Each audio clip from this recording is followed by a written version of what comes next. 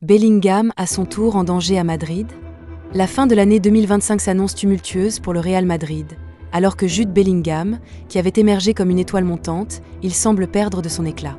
Ses chiffres restent corrects, mais sur le terrain, l'Anglais n'est plus ce joueur ultra décisif. Moins influent et souvent reculé, il peine à retrouver son rôle naturel dans l'animation offensive. Les blessures et un repositionnement flou ont freiné son impact, relançant les débats internes sur son utilisation. Avec un contrat jusqu'en 2029, Bellingham espérait une revalorisation salariale, mais cette option semble désormais compromise. À Madrid, l'inquiétude grandit. Il doit rapidement retrouver son éclat, sinon son statut pourrait être rediscuté plus tôt que prévu. En parlant de statut, la situation de Vinicius Junior devient un véritable casse-tête pour le Real Madrid. Les négociations de prolongation de contrat sont au point mort, et la pression des supporters au Bernabéu se fait de plus en plus forte. Les rumeurs d'offres venues d'Arabie Saoudite n'arrangent rien. Sous contrat jusqu'en 2027, Vinicius semblait destiné à incarner le visage du Real sur le long terme.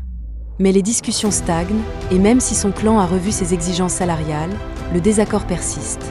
Ce bras de fer contractuel soulève des questions sur son rôle et son statut dans une équipe en pleine mutation.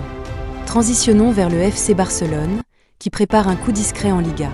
À la recherche d'un défenseur fiable, le club catalan se tourne vers Diego Llorente, un joueur du Betis Séville. À 32 ans, il pourrait apporter la stabilité nécessaire à l'arrière-garde catalane. Avec une valeur estimée à seulement 3 millions d'euros, Llorente représente une opportunité à faible risque.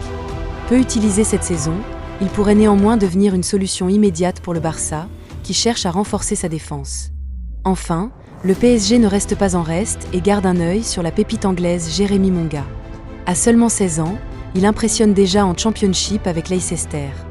Conscient de la concurrence des grands clubs anglais, le PSG se projette sur le long terme, prêt à attendre jusqu'en 2027 pour tenter sa chance sur ce dossier.